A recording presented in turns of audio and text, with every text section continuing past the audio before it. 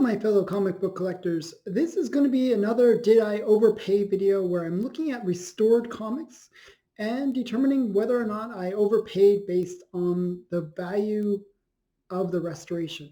So often when you get comics restored, it reduces the value because people want something where it has more potential, I guess, that it's not been altered. It's 100% original comic, and they don't want any alterations done to that comic, and that kind of kills the price. So kind of one of my beliefs is I don't mind restored comics because I see them as a buying opportunity because they are that much cheaper than a copy that is a blue label. A blue label is a comic that has no restoration, no changes or alterations done to it. So with that in mind, I'm going to show you the comic that I'm spotlighting today, and it is Fantastic Four #5. Now, this is one of my personal grails. Like, this is a comic that I've been searching for, trying to pick up for the longest time. Every time I try to pick up this comic, it seems like I miss out. Either somebody else buys it before I get to buy it, or I hold off for a minute or two, like literally a minute or two, and then somebody else purchases it. Or I win the auction and then the person refuses to ship it. Things like that. It's always been one of those comics that I've had issues trying to get. So I don't know why, but I finally got it. And I was so happy to get it. And I paid $2,500 for this comic. And if you look up here, you'll see, one sec here, I'll try to avoid the glare. It is a 1.8. So $2,500 for a 1.8. So that seems like an overpay in my mind. It's just so expensive. But did I actually overpay? And I'm going to tell you what is wrong with this book. It is a slight B1 restoration. So slight is the lowest level of restoration, means that it's very, very minor. Usually kind of restoration that you can turn back. Like if you remove the color touch, or if you remove whatever thing that they did to the comic, you can get it back into that blue label where it has no restoration. So a B, so slight means that it can be easily unrestored, I guess. And a B means that it's semi-professional. So it's not like an amateur job where they just did something crazy that is really, really going to be hard to remove. So this is a very slight restoration. Now the other thing, I'll read the comments on it. Restoration includes cover reglossed, cover reattached with tape on interior, cover, and interior. So basically the cover was reattached with tape. Now that in itself is not actually considered restoration. Tape on a comic is not a form of restoration, which is weird, but that's the rules. It's not considered a form of restoration. So anything below a 2, when the cover is detached, it usually gets flagged as being a 2 or less. So if it's already below a 2, this is a 1.8, it's already going to be below that 2. So yeah, whether or not it's been a detached cover or a reattached cover doesn't matter in terms of the grade. Now, there's probably other things that are wrong with it, like the spine is pretty mangled. But the thing is, the comic presents reasonably well. I wouldn't say it's the best comic that I've ever seen. Obviously, it's a low grade, but it shows fairly well. I actually don't like the fact that they tried to regloss it because it kind of gives it this brown tone, and it doesn't really show that well. But overall, I'm happy to have it, to tell you the truth. Now, I'm going to look at so what I do to do these Did I Overpay videos is I look at how much I paid, and I look at the fair market value.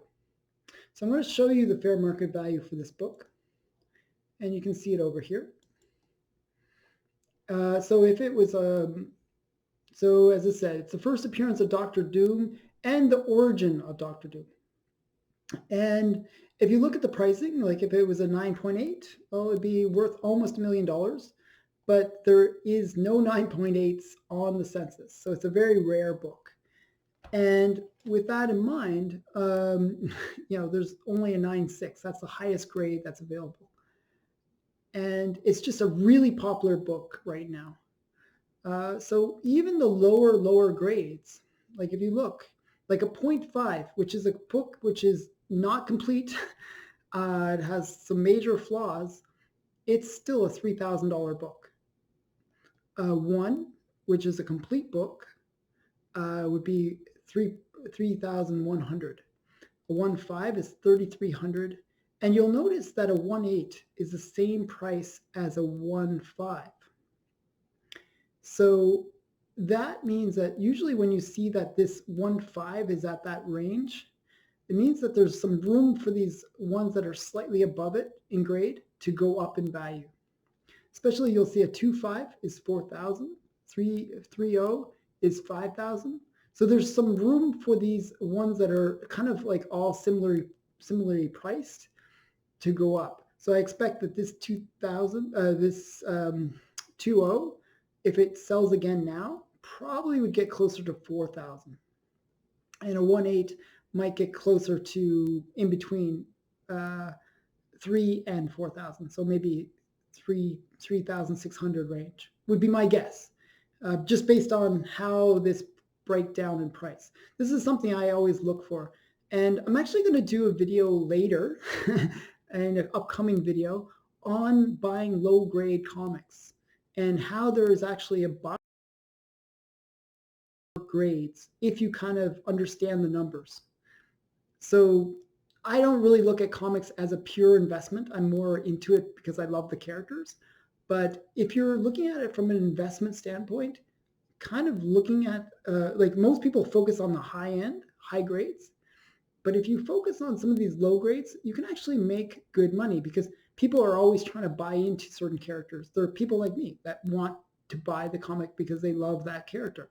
So I'll get into that in a later video, but it's just something to see that that these comics are fairly pricey even at the low grades. So with that being said, a 3.3, like a 1.8, which is the one I have, sells for 3,300. Okay, so that's pretty pricey, and that's a pretty recent sale.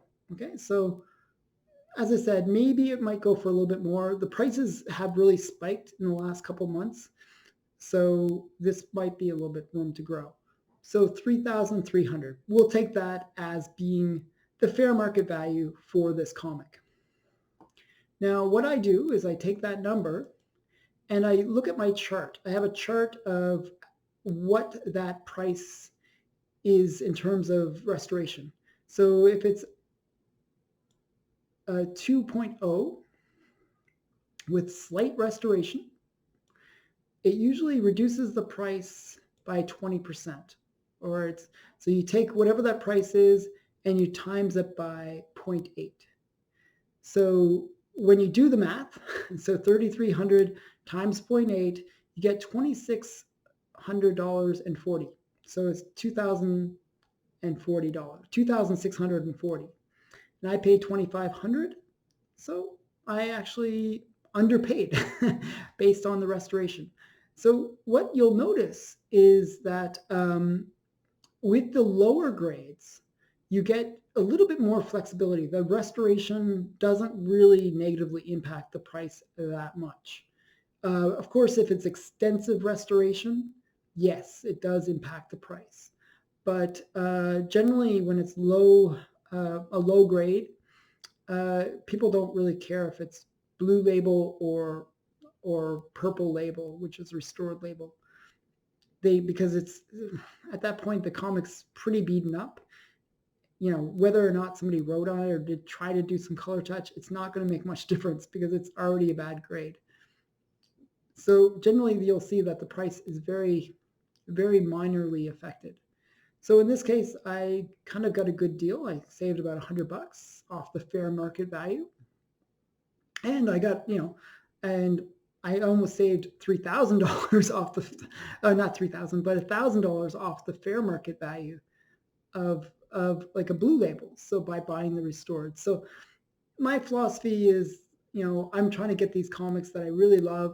I'm trying to get them at a good price. And sometimes buying restored is the way to do that. So, I love my comic. I love this.